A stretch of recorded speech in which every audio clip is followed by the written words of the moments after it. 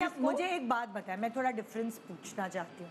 जब आप ज़ाहिर है माशाल्लाह सबसे सीनियर आप हैं यहाँ पे, तो जब आपने मेकअप करना शुरू किया था वो टाइम थोड़ा स्लो मेकअप होता था या अब जो है वो थोड़ा स्लो होता है? नहीं, क्या उस वक्त स्लो होता था। उसकी रीजन क्या थी? जिस ज़माने में मैंने एटलीस्ट शुरू हाँ। किया तो उस ज़माने में तो बहुत स्लो था। उसकी रीजन क्या थी? इसलिए कि उस वक्त देखिए एक तो इतनी अवेयरनेस नहीं थी, इतनी ज़्यादा टेक्निक्स का पता नहीं था, एक ही टिपिकल तरीके से सारे मेकअप होते थे, प्रोडक्ट्स कम होते थे, फिर प्रोडक्ट्स की अवेलेबिलिटी पाकिस्तान में बहुत कम थी।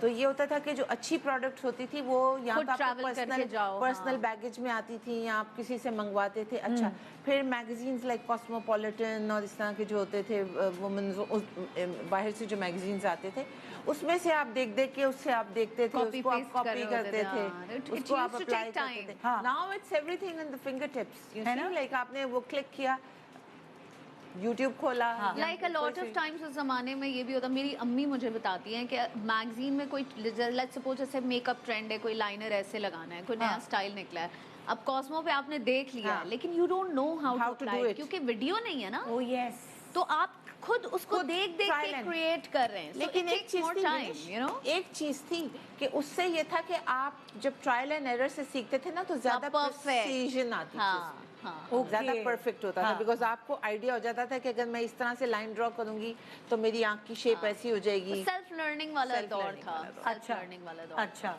तो वो आप कहती कि अब ज्यादा बेस, वो तो तुम भी बहुत दफा कह चुकी हो निदा अपने शोज में कि बेस जो है वो उसमें इतना टाइम बेस में ही लगता था, सिर्फ बेस में टाइम लगता था क्योंकि वो लेयर्स एंड लेयर्स लगती थी, बहुत लेयर्स। अच्छा, अब जो है वो ऐसा है कि लड़कियों को स्किन की भी अवेयरनेस है, तो वो अपनी स्किन पे सीरम्स, क्रीम्स, ये सब प्रेप करके और वो फिर आपके सामने बैठती हैं या वो खुद भी जब करती हैं। तो फेशियल्स इतने ज्यादा आ गए, पहले तो फेशियल होता था, क्रीम से आपने मसाज किया, उसके बाद वो छोटे स्टीमर्स आते थे, उसके ऊपर टॉवल डाल के आपने स्टीम दिया, और ब्लैक हेड्स व्हाइट हेड्स का कोई जमाना नहीं, वो ब्लैक हेड्स उससे निकलते थे, वो स्पून एक होता है ना वो जी, छोटे से गैजेट सा होता है उसके साथ। अब तो ये है कि स्प्रे करते हैं, पोर्स खुल जाते हैं और उससे खुद ही पॉप आउट करके निकल आते हैं।